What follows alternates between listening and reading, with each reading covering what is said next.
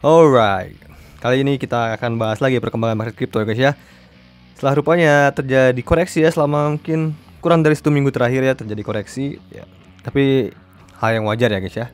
Karena mungkin juga udah gua bahas pada video 6 hari yang lalu ya. Masih relate juga sebenarnya dengan pembahasan video 6 hari yang lalu. Jadi gua udah 6 hari ya ini gua nggak update video ya. Oh my god.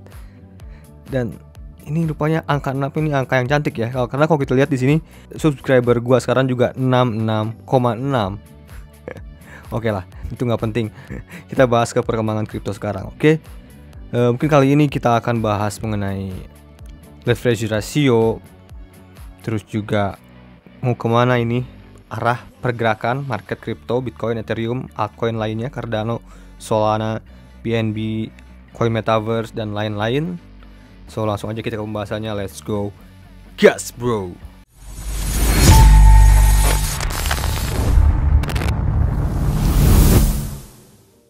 Yo, what up guys, balik lagi channel Ihsan guys, and welcome to Crypto Time. Dimana hampir setiap hari, biasanya begitu, gua membuat pembahasan ini seputar cryptocurrency atau crypto aset. Dan terima kasih buat teman-teman yang selalu nyepetin like dulu, dan juga yang udah subscribe, dan juga udah follow sosial media gua, dan juga share video-video gua ya, sehingga semoga bisa membantu teman-teman selalu cuan. Oke?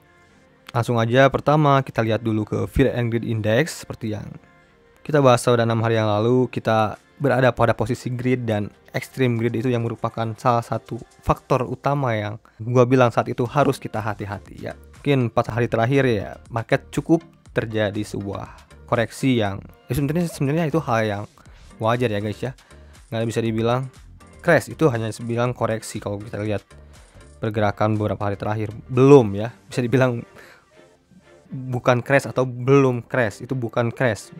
Karena mungkin juga buat teman-teman yang udah lama di dunia kripto sudah mengerti lah kalau leverage ratio seperti sudah terlalu tinggi bisa suka terjadi namanya shake out ya, atau liquidation margin biasanya kan, liquidation leverage. Jadi itu sering sekali terjadi di dunia market kripto ya. Jadi ya wajar sekali. Jadi sebenarnya tanda-tandanya itu udah kelihatan ya dari seminggu yang lalu seperti yang gua bahas. Nah ya akhirnya kejadian, dan mungkin sekarang barulah kita udah bisa melihat mau kemana nih arah pergerakan market. Karena kan beberapa hari yang lalu gua bahas kita harus lebih hati-hati kan pada 6 hari yang lalu. Dan sekarang mungkin barulah kita menatap kemana, apakah kita akan mulai lagi menyusun portfolio kita untuk mulai membeli atau bagaimana. Nah karena kemarin ya di sini nih, ini si leverage ratio yang biru ini guys, ini ya yang garis yang ada pada chart ini, si leverage ratio kemarin itu berada pada peak di sini guys, benar-benar di pucuk, benar-benar di atas banget. Meskipun itu bukan all time high, tapi benar-benar di atas banget, melebihi chart Bitcoin sendiri. Tapi kalau kita lihat sekarang, lihat dia sudah koreksi lumayan dalam ya si leverage ratio-nya. Jadi udah kecenderungan orang-orang yang biasanya menggunakan margin leverage itu sekarang sudah mulai berkurang. Karena kalau terlalu optimisme berlebihan biasanya ya selalu terjadi seperti itu. Itu hal yang sering terjadi di dunia kripto. Jadi ya kalian harus selalu waspada itu.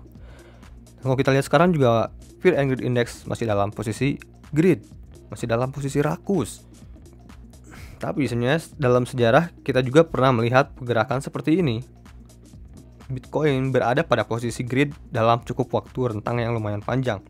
Contohnya pada di sini ya, pada sekitaran Agustus sampai akhir September ya, pernah terjadi greed hampir dalam kurang waktu 1 bulan. Terus juga pada November sampai dengan Januari ya, ini terjadi pada posisi greed sampai ekstrim greed yang lumayan panjang, bahkan hampir 3 bulan ya guys ya. Jadi tidak ada menutup kemungkinan juga kita berada pada posisi greed ini bisa berlangsung 1-3 bulan. Jadi menurut gua mungkin periode bullish yang bisa terjadi, yang masih kita bisa lihat, mungkin bisa terjadi di kurang lebih sekarang ini. Kalau kita lihat di sini dari mulai kan kita udah mulai dari Oktober, November, Desember. Ya mungkin sampai Desember mungkin kita masih dalam posisi yang mungkin menurut gua masih dalam bullish ya. Itu perspektif gua sendiri. Nah kalau kita lihat juga di sini secara chart, kita akan masuk ke seperti biasa ke technical analysis.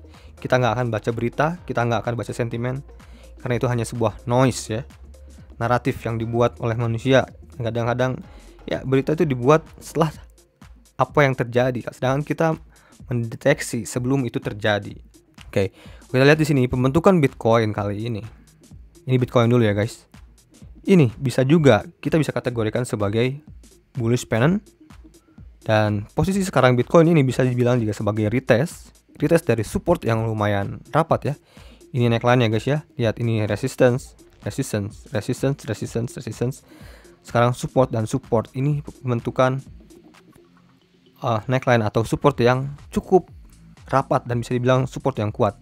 Yaitu berada pada posisi ya kurang lebih di area 64.000 ya. 64.000 itu adalah range yang menjadi support penting. Jadi selama Bitcoin masih dalam posisi di atas 64.000, secara chart ini masih dalam bullish. Karena kalau kita lihat juga dari pembentukan chart ya, dia masih membentuk sebuah swing high, membentuk higher high maksudnya. Itu juga masih membentuk higher low ya. Jadi ini masih terlihat cukup bullish sejauh ini selama Bitcoin masih di atas 64.000. Atau bahkan setidaknya pun kalaupun Bitcoin koreksi, di sini kita bisa mengkategorikan ini sebagai trend line ya, trend uptrend ya, tren kenaikan ya. Kalaupun Bitcoin lagi koreksi lagi, masih mengetes area yang biru ini guys ya, trend line biru ini, Bitcoin pun masih dalam kecenderungan uptrend, masih dalam kecenderungan bullish. Tapi kecuali Bitcoin breakdown dari garis biru ini ya.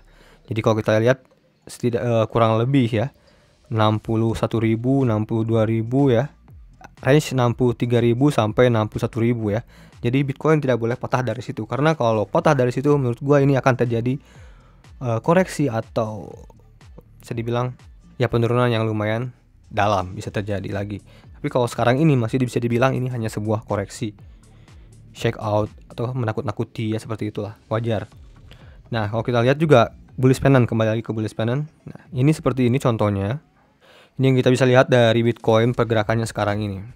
Dia masih membentuk higher high dan juga higher low ya. Dan ini membentuk sebuah sweep 3 dan bisa dibilang ini ada tiangnya. Terus dia membentuk sebuah pennant ini seperti bendera segitiga begini. Ini lebih nampak nih apabila kalau kita rubah ke time frame 1 hari. Ya, mungkin kalian melihat ini cukup nampak jelas. Kita sandingkan. Ini ya guys ya. Lihat. Ini bentukannya dan ini tiangnya ya, seperti ini. Maka targetnya kalau kita lihat ini sebagai bullish pennant, maka target Bitcoin itu setidaknya bisa sampai ke 87.000. Dan pada area sekarang ini bisa dibilang ya Bitcoin sedang melakukan retest ya. Lihat, ini juga bisa terjadi seperti ini guys ya. Lihat, malah dia retestnya ya lebih dalam. Ya, kalaupun ya ini terjadi lagi shake out, karena seperti kita tahu sendiri pergerakan Bitcoin itu sangat-sangat fluktuatif atau sangat volatile sekali, atau sangat liar ya kalau bahasa awamnya. Ya, kalau misalkan dari sini Bitcoin berhasil mantul, membentuk lagi new high, jadi koreksi lagi, apalagi menembus area 60.000 lagi, ini akan terjadi sebuah kepanikan yang luar biasa menurut gua ya. Pada posisi sekarang yang udah punya dari lama ya, menurut gua hold aja ya, hold aja. Makanya sekarang kecenderungan buat gua pada market sekarang ini, gua tidak dalam posisi ingin beli ya atau akumulasi banyak, enggak. Karena gua biasanya melakukan pembelian yang banyak itu pada posisi market yang sedang fear atau sangat takut. Jadi ini berkemungkinan juga mungkin saja nanti pada posisi ini mungkin terjadi sebuah fear yang lumayan atau extreme fear, itu sangat bagus untuk kita akumulasi buat nambah ya. Jadi sekarang ini kan kita masih dalam posisi greed, masih dalam posisi extreme greed, jadi orang-orang masih terlalu optimisme. Ya mungkin juga masih di pohon naik lagi. Oke. Tapi apabila terjadi sebuah koreksi yang lebih dalam, bisa dibilang crash yang lebih kencang lagi dari yang sebelumnya, maksudnya dari koreksi yang sebelumnya, kita udah antisipasi lagi guys ya. Jadi mungkin trik dari gua begini, kalau kalian yang baru ngambil sekarang ya, ketika udah mulai profit ya, dirasa sudah profit ya, kalian ambil profitnya gitu guys, atau ambil sebagian gitu ya, sisakan lagi. Karena kan kita masih dalam posisi greed nih, extreme greed ya. Pada posisi-posisi itu memang kita lebih idealnya kita ya untuk taking profit ya, bukan untuk akumulasi sangat luar biasa. Tapi kalau udah pada posisi yang takut atau fear, disitulah kita udah mulai cicil-cicil beli gitu.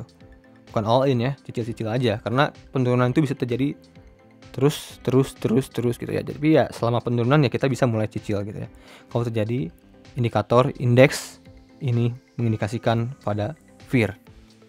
Jadi itu pandangan dari gua. Jadi tapi lihat setelah terjadinya koreksi seperti ini ya, dia mantul lagi kan dengan sangat parabolik. Ya guys.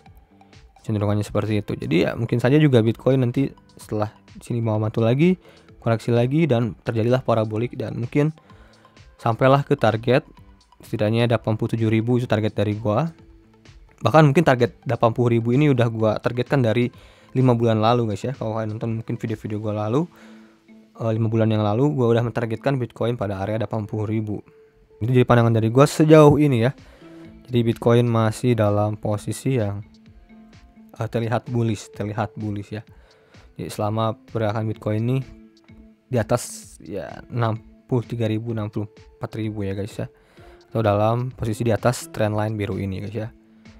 Jadi seperti itu. Jadi gua masih dalam posisi hold aja, yang udah lama udah gua punya ya masih dalam posisi hold. Kecuali udah patah trend, karena trend is my friend. Jadi kalau trendnya udah nggak jadi teman gua ya gua lepas gitu aja. Sejauh ini karena trendnya masih oke ya gua hold aja. Kita lihat juga, wow, Sandbox berhasil mantul ya hari ini. Oke. Ya yang udah lama-lama ya hold aja sih kalau Sandbox ya. Kita kan udah ambil dari mungkin 0,7 0,8 kita udah mulai bahas ya Sandbox dari Twitter, di video pun waktu itu kalau nggak salah masih di area sini ya. Ya gue udah masih hold juga sih. Kemarin gue sempat taking profit di sini ya guys ya. Dan kemarin ngambil lagi di sini lumayan, dan sekarang juga masih hold ya. Oke aja lah. Oh ya, karena kenapa gue masih hold? Karena naratif sekarang ini, story atau cerita yang dibangun pada masa teknologi kali ini adalah metaverse. Jadi yang berhubungan dengan metaverse harusnya sangat bagus ya. Seperti dulu pada zamannya mungkin tahun 2019 ya guys ya. Pada 2020 di mana DeFi mulai mencuat, disitulah hampir semua token crypto DeFi itu wah melambung semua ya, all time high kenceng-kenceng. Dimana mungkin sekarang ini naratifnya metaverse, jadi mungkin naratif story mengenai metaverse itu bisa saja masih panjang ya guys ya. Mungkin akan ikut selama bull run ini berlangsung. Dan juga silahkan komen di kolom komentar di bawah kalau kalian punya masukan koin metaverse apa yang kalian menarik. Ini salah satu koin yang gua pegang sangat long term ya. Dan kalau kita lihat ini pergerakan Ethereum ini sangat cantik bisa dibilang. Ini gua menggunakan time frame 1 hari. Lihat ini pergerakan Ethereum dalam time frame 1 hari ini membentuk sebuah channel ascending atau channel uptrend yang sangat rapi. Menurut gua ini nggak ada koin manapun yang pada saat mulai bull run ya, dari mulai kapan nih? September 28 2021 dia membentuk pergerakan yang serapih Ethereum. Nggak ada. Menurut gua ya, meskipun ya kenaikannya memang tidak terlalu parabolik, tidak terlalu sangat ekstrim kalau dibandingkan dengan apa ya, Shiba gitu ya. Tapi kalau kita orang yang konservatif ya, orang yang kehati-hatian, terus lebih sayang terhadap aset, pasti kalian nggak akan masuk ke koin-koin yang beresiko seperti itu. Kalian pasti cari koin-koin yang berfundamental bagus, punya masa depan yang jelas, punya project-project yang dan ekosistem yang sudah kita tahu sendiri dan juga sangat jelas ya. Kalian harusnya masuk ke area situ ya, kalau atau masuk ke koin-koin seperti itu ya kalau kalian orangnya konservatif. Jadi ya kita bahas ke Ethereum. Jadi sejauh ini pergerakan Ethereum ini masih sangat super uptrend seperti yang gua bahas di Twitter juga, udah gua tweet di Twitter ya. Ethereum sangat uptrend meskipun terjadi kemarin koreksi, tapi ya kalau kita lihat dari September ya, ini masih uptrend, ini masih naik tinggi. Udah berapa persen, udah berapa puluh persen. Sekarang kita rubah ke time frame 4 jam. Lihat. Ini cantik banget, guys. Lihat. Gila. Kayak sampai sekarang gua masih hold rat Ethereum ya.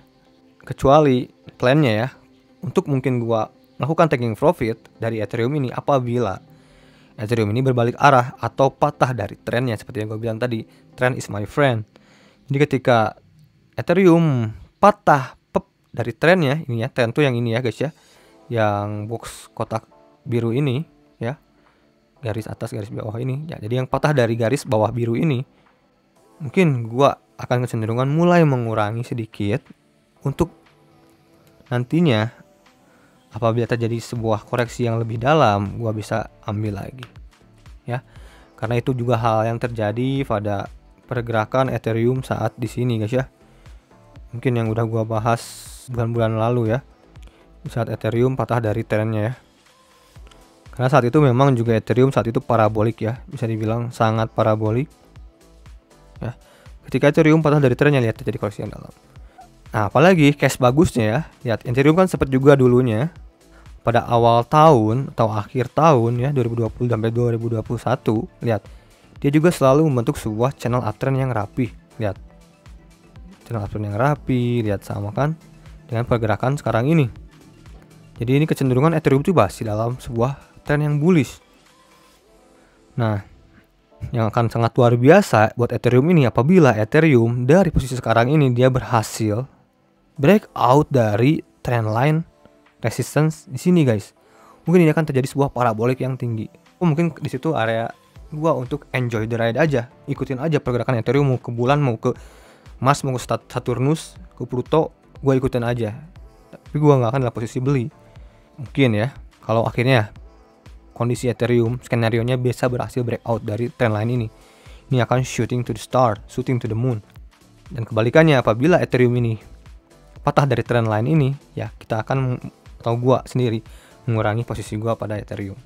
Misalnya kemarin juga kan pada saat gua bilang di sini Ethereum untuk sebuah kecenderungan buat untuk koreksi dan akhirnya terjadi koreksi. Di situ bukan indikasi intensi gua untuk nge-short ya, tapi lebih ke mencari posisi untuk akumulasi untuk membeli. Tapi kalau misalnya dari sini nih, apabila Ethereum patah dari trend line biru ini, mungkinlah dari situlah intensi untuk short itu buat gua akan lebih nampak. Dan sekarang kita ke Cardano ya.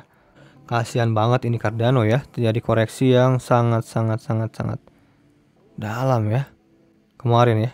Tapi oke lah, nggak udah lumayan profit kemarin ya, berapa ratus persen nih dari Cardano.